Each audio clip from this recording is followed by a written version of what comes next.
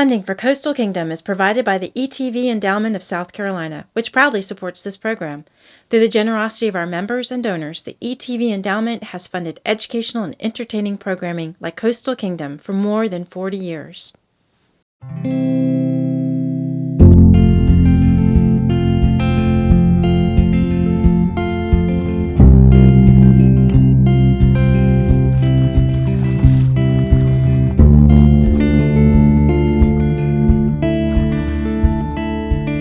Couple things in here. I see a couple little yellow-bellied sliders. Boy, these are little guys, little tiny ones.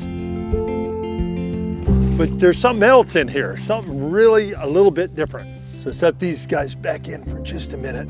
But this is what I want to show you. This is not a yellow-bellied slider. In fact, if you look closely, you can see it has a red ear. This is a red-eared slider. And this is a species that's native to the Mississippi River Basin, sort of the central United States. But not only has it spread into the Lowcountry, it's spread throughout the world. And it's because of the pet trade. This species is pretty much everywhere. In fact, it's one of the most common turtles in the world now. In this episode, we're going to look at more introduced species like this red-eared slider that have moved into the Lowcountry.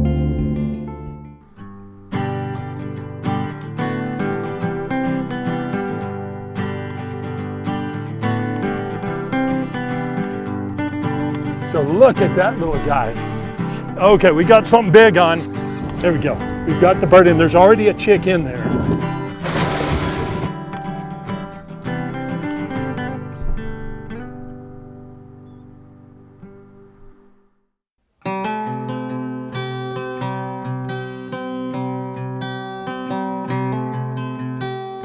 When I was a kid, it seems like everybody had a pet turtle.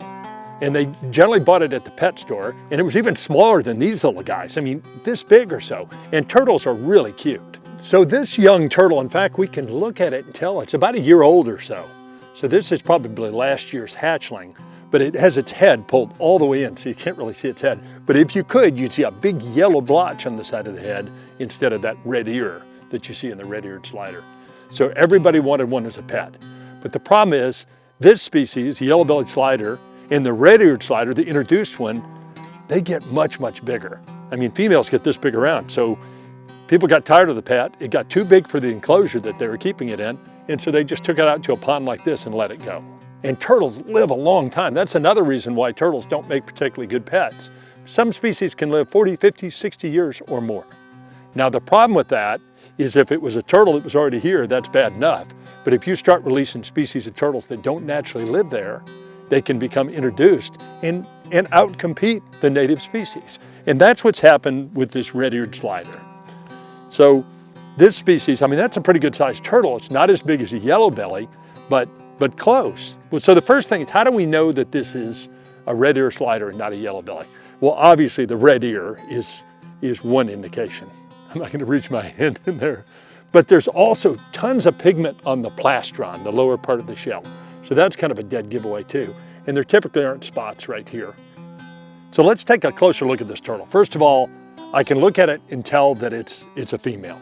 Males generally don't get quite this big, sometimes, but rarely. And then the other thing is, I can look at the claws, and this has really short little claws. Males have much longer claws. And also it has a little tiny tail. So if this was a male, the tail would be quite a bit longer and thicker.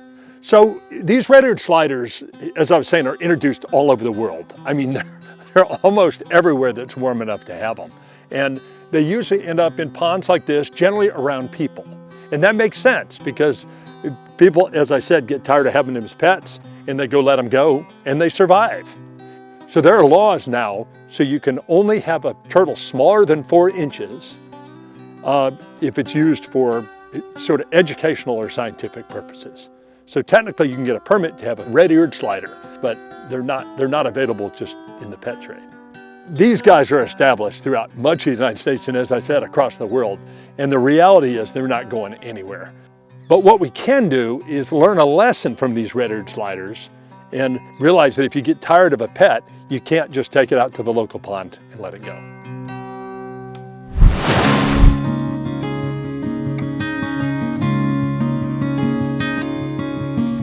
All right, guys, I want to show you something really cool. So a friend of mine called me last night and he said that he had caught one of these, and I have not seen one of these in South Carolina before. Let me show you what I'm talking about. Now I have to be a little bit careful how oh, that was very close. You'll see what I mean in just a minute. This is really interesting. I'm not sure I'm gonna let him crawl out first of all, and look at that animal. So this is actually one of the land crabs. This is a Caribbean land crab. Let's see if I can get a handle on the claws. There we go. And look at this beautiful animal. So this is one that has been found in South Carolina quite a bit lately, actually. But they're native to the Caribbean, actually throughout the tropics. It's very common in South Florida, and it gets much bigger than this. So this is a little guy. This is a youngster for sure. It looks like a young male. I can tell by the apron, it's got a male-looking apron. And also it's got this one big claw. And like the fiddler crabs, this species, the males have one big claw and one small claw. Look at the wonderful eye stalks. So its eyes can stick way up high so it can see well. And these are beautiful crabs. And they change colors as they grow. So this is a blue land crab. Cardosoma is the genus, definitely Cardosoma. And again, I've caught lots of these in South Florida. In fact, they come way up the state into Central Florida. But lately we've been seeing them in South Carolina. So we don't really know what kind of effect, if these become more and more common in South Carolina, we don't know what kind of effect they're gonna have on other animals, especially other crabs, because these are omnivores, so they'll eat pretty much anything. And I would assume they would eat smaller crabs if given the chance, but really impressive. And I wish you could see an adult because they are big crabs. And actually in South Florida and other parts of the tropics, people eat these. So it's actually supposed to be pretty good to eat. Now, one of the things that makes this so interesting is it's a land crab. So this is an animal that can get way away from the water. In fact, this one was found in a yard.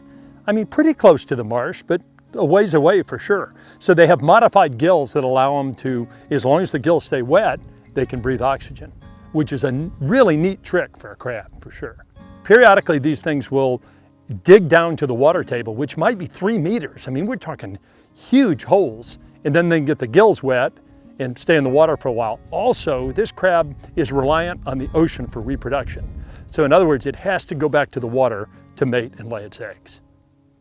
So this is a species we don't see here very often, but it started to show up. So looks like this may end up being one of the invasive species. It's hard to say whether it's native or not, because obviously it's in South Florida, but it hasn't been in South Carolina, that's for sure.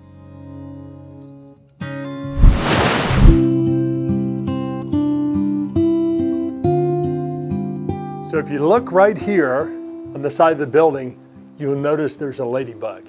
Actually, this is a ladybird beetle because it's not a true bug. So it doesn't belong to the order of insects, the bugs.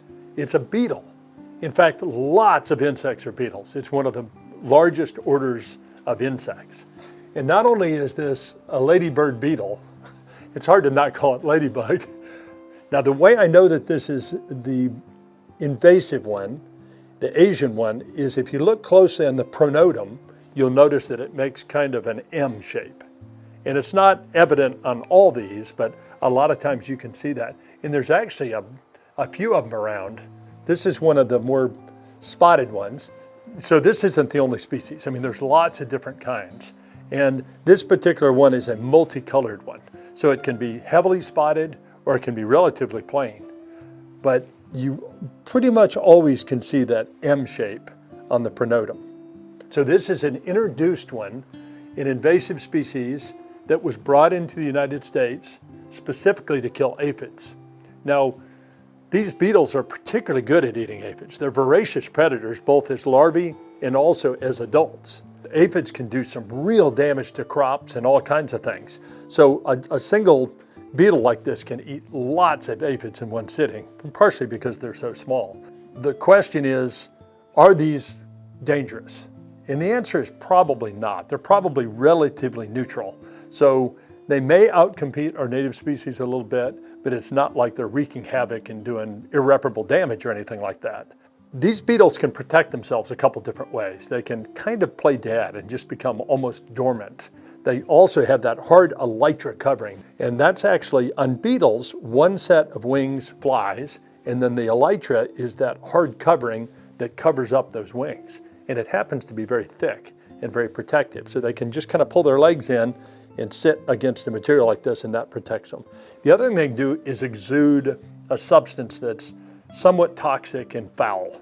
And that probably deters a lot of predators. That being said, a lot of things eat these beetles. You know, toads will eat them, and frogs, and birds will eat them, and you know, lots of things. But generally in nature, if you see a brightly colored animal like this, it may mean that it's toxic or that it tastes bad or something like that. So the bright colors kind of give it away that it's not delicious to most animals. You know, when you talk about ladybugs, like people call them, you lump them all together and you're talking about hundreds and hundreds of species of beetles, of these beetles. They look different, they have slightly different behaviors, but when you start looking at insects, you realize that there's just such tremendous diversity. You can't possibly know all the different species. And it is pretty neat to know that we have such diversity right here in the Lowcountry. So let me grab one of these. I see another one right up here. Let me see if I can get it in my hand, see if it'll crawl up on my fingers. There we go. Well, they're beautiful little beetles. So that one just took off, but you know, they move very slowly and they look kind of like turtles. So it really surprises you when they lift those elytra and then fly off.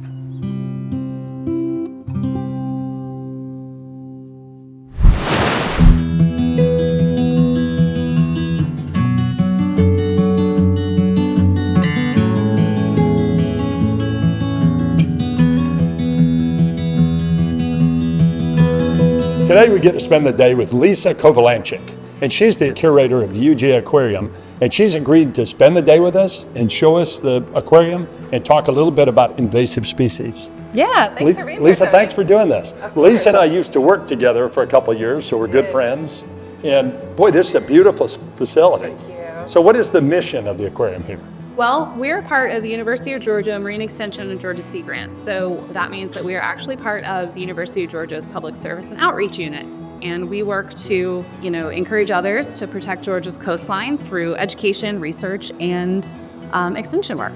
So most of what you guys have here are native species, right? Yes. But I know you've done a little bit of work with invasive species and have some of those on display. So one of the things I was hoping we could do is take a look at some of those. Absolutely. Yeah, we focus on species that are found on the Georgia coast. So most of what we have is native species, but we do have a few examples of invasive species too. Well, can we take a look around? Yeah, let's go.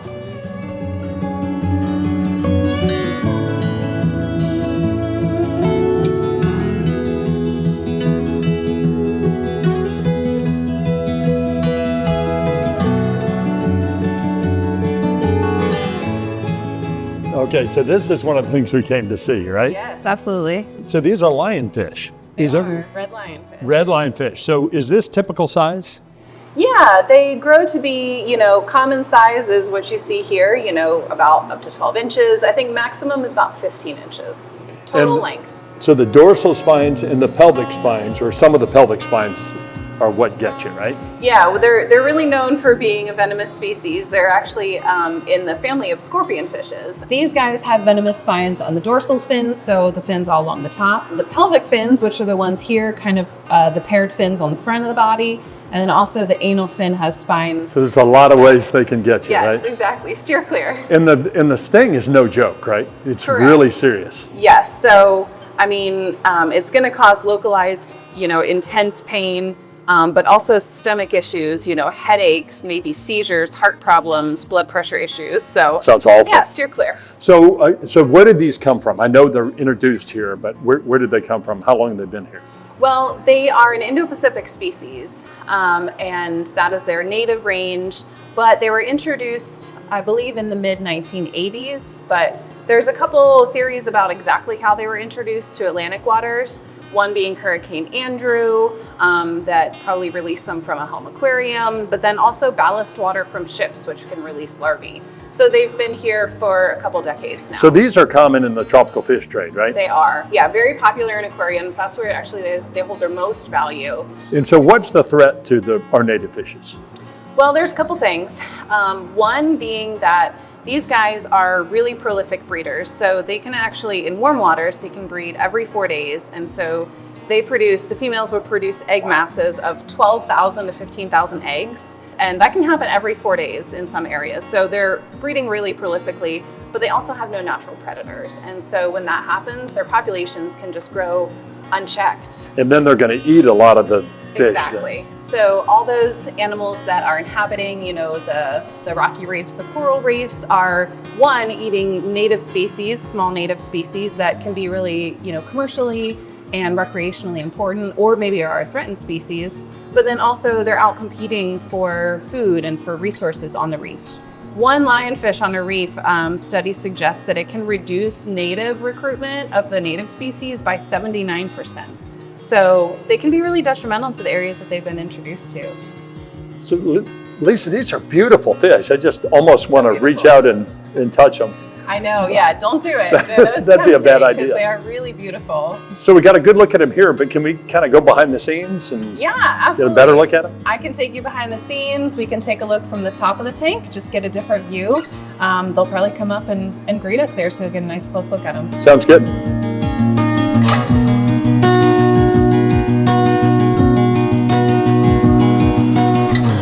Here we go. God, they look really good from the top here, don't they? Right? It's a totally different view of the tank. The animals come up to see you. And this is where I have to be very careful about where I put my hands. Exactly. I might want to put them in my pockets or something. God, they are magnificent animals for sure. Yeah, they're really beautiful. You can hear the kids in the background. Yeah, people get really excited over these guys. They're really, easily recognizable. They're really beautiful. They have those huge feathery pectoral fins, which is maybe, the reason they get the name lionfish, because it looks a little bit like a lion's mane. So we're going to try giving these guys a bite to eat? Yeah, so we feed all of our animals on Monday, Wednesday, and Friday. That's what a lot of aquariums do. And it is Wednesday. It's a Wednesday. It's a feeding day, so we have some food ready. You want to do some feeding? Yeah, can I do the honors? You can, yeah. I promise I'll be very careful. So I don't see any tongs or anything. Yeah, this is a hand feeding. But here's what we're going to do. So they're kind of ambush predators. They don't like to eat the food once it's hit the bottom. They like to eat it while it's falling through the water. So we'll take a piece of food, and we have a couple different types of food. We've got fish, because mainly the adults are eating fish. We've also got shrimp, because everything loves shrimp. And then we've also got gel food, which is kind of takes the place of a pellet food or a flake food. So it's got fish meal, vitamins, vegetables, minerals, and we cut that up into sizes that are appropriate for them. And then we target feed them each individually, piece by piece. So you would just take a piece of food. We've got like our little gel food just kind of toss it in. Yeah, and then you drop it in front of them. Now you don't want it too close, but you don't want it too far. There's a little bit of an art to it. So you would come in Go ahead like and show me. Yeah, at least he sees it. Yeah, so when they approach it, you'll see that they put those pectoral fins Oh up. Man, and they just suck it in, don't they? They're lightning quick feeders. So this other one's coming over here. You can go ahead and drop it in front of them. I'm going to try just... Oh, there he sees it. Perfect. Boy, that is super fast. Careful there. But just notice this one was remarkably they really close. Sneak up on you. You gotta Wow. Yeah, so you can see those spines breaking the surface. Yeah, so you have to be so careful. They're pretty close to where our hands are, aren't they? So I would try.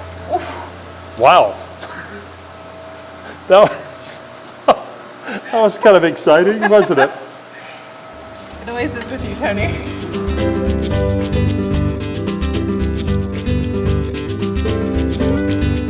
So obviously these are here, they're established. Mm-hmm. So what can be done about them? Well, there's a couple different things. One thing is that they encourage people to fish for them. They're supposed to be good to eat, right? They are very good eating. So fishing for them and eating them, there are ways that you can learn how to, safely and properly catch them and cook them and eat them. Remember, they are venomous. They are not poisonous. So nothing in the meat or in the body is going to cause you any harm, unless you were to encounter the spines during the fishing or the cleaning process. So, people are encouraged to fish for them and eat them. It is a dangerous one to prepare, though. Yeah, you have to be very careful. Well, Lisa, thanks for showing these, and I really enjoyed feeding them for sure. Yeah. I'm keeping an eye on them while I'm talking to you. It's the best way to do it. But, so these are obviously really showy invasive species, but They are. you may have some other ones we can go look at off the dock that Yeah. are not as showy, but just as important. Yeah, I have a few ideas of a few other ones that we can talk about that are a little different from our lionfish.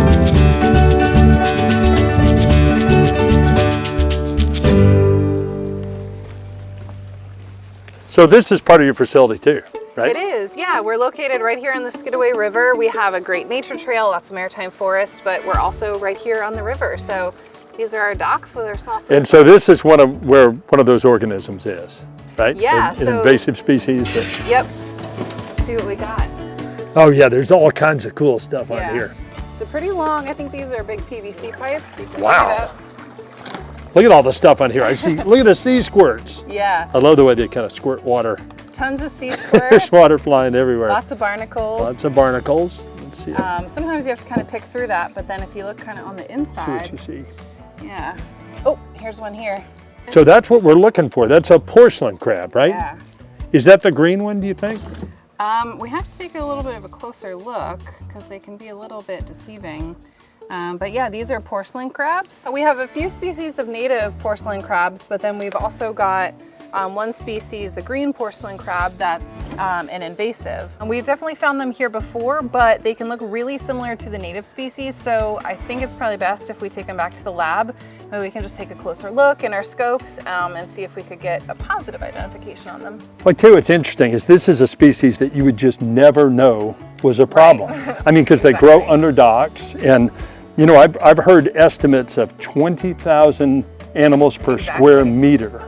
They may really have an effect on oyster recruitment and growth. And oysters are really important. They're a keystone species for our estuaries here. And so if we have problems with that oyster growth, that may cause other issues down the road.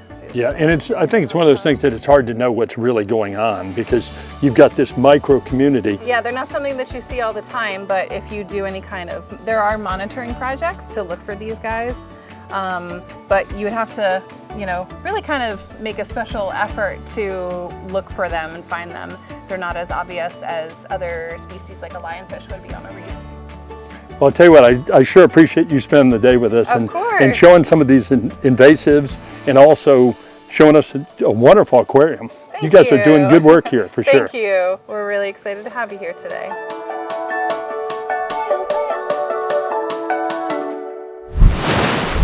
I'm going to step in this greenhouse because I think there's something really cool that might be in here.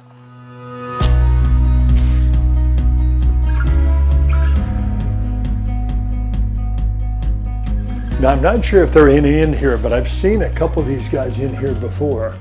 So I'm hoping we can find one.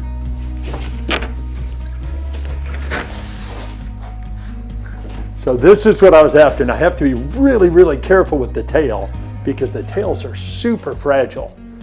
This is a lizard, of course. It's called a Mediterranean gecko.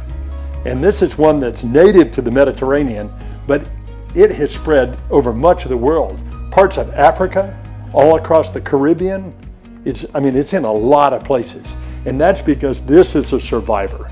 This little gecko can live a lot of places and a lot of habitats, and it can tolerate a lot of different temperatures. But our temperature here is perfect for a Mediterranean gecko. Now, if you look at this little one, and by the way, this is an adult. This is as big as they get. They've got these wonderful little bumps on them. And that's really characteristic. None of our native lizards look anything like this. So they're kind of different. Now, this one is not nearly as feisty. You know, it's a little bit cool. If this was warmer, this would have been a lot harder to catch for sure. And as I said before, they've got this wonderful tail, and if I was too rough on it, that tail would break off. So I'm trying to be really careful. So one of the really neat things about geckos is a lot of different types of geckos vocalize. And these make kind of like little clicks and chirps. And some of that's for territoriality. So in other words, they're running off other geckos. And I guess really big ones will even eat little tiny ones. So the little guys tend to stay away from the bigger geckos.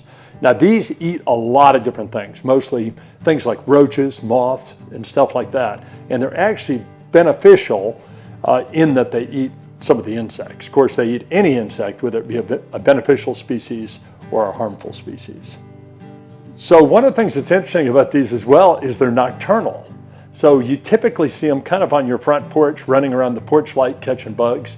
But during the day, they have to have a place to hide, and that's what we took advantage of. A lot of times behind boards or cabinets. I even found one, I pulled out a big freezer one time, and there was one behind it. So they're gonna hide during the day behind something, and then come out at night, especially when the weather's warm, and look for things to eat, and look for mates and things like that. Now, obviously, we live in a beautiful part of the world, and we have a really mild climate. And some things that get here, however they get here, are going to become established. And there's probably not much we can do about certain species that are already here. But it is important that we educate people, we do research, and we look at the kind of impact that these introduced species might have on our local ecology. Thanks for joining us on Coastal Kingdom.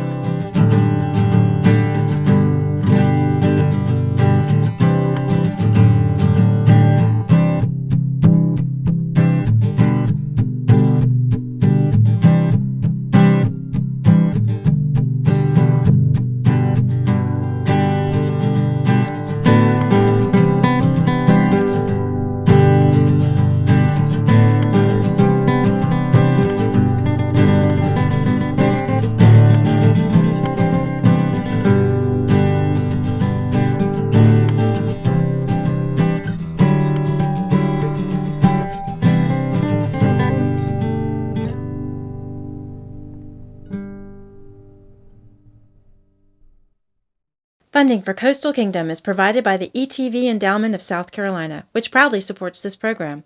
Through the generosity of our members and donors, the ETV Endowment has funded educational and entertaining programming like Coastal Kingdom for more than 40 years.